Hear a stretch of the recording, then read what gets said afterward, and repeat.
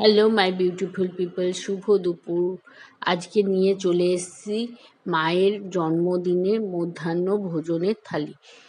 মায়ের জন্মদিন কালকে ছিল এবং মধ্যাহ্ন ভোজনের জন্য আমি আর আমার দিদি এই আয়োজনটুকু করেছিলাম। প্রথমেই ছিল চিলি চিংড়ি ফ্রাইড রাইস, যা একটি কলা পাতার উপর সার্ভ করে দিয়েছিলাম। তারপর ছিল, যেহেতু 5 রকমের ভাজা দিতে হয়, সেক্ষেত্রে প্রথমে পটল ভাজা, ভেন্ডি ভাজা, আলু ভাজা, সঙ্গে ছিল পাঁপড় ভাজা, আর তার সঙ্গে মাছ হিসেবে আমরা দিয়েছিলাম একটা ট্যাংরা মাছ ভাজা বড় সাইজের, যেটা আমার মায়ের খুব পছন্দ।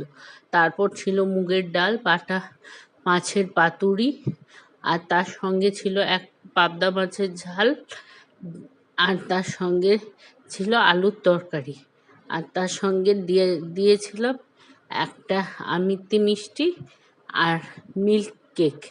আমিত্তি মিষ্টি আর মিল্ক কেকটা আমার ভাই পাঠিয়েছে, আর মায়ের খুব পছন্দের মিষ্টি।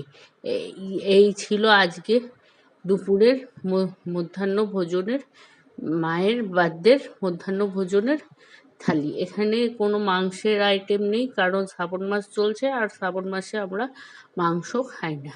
Thank you so much for watching my video. ভালো লাগলে লাইক, শেয়ার, কমেন্ট, সাবস্ক্রাইব সবাই করে নিবা, ফলো করবা। তোমাদের দিন খুব ভালো যাক।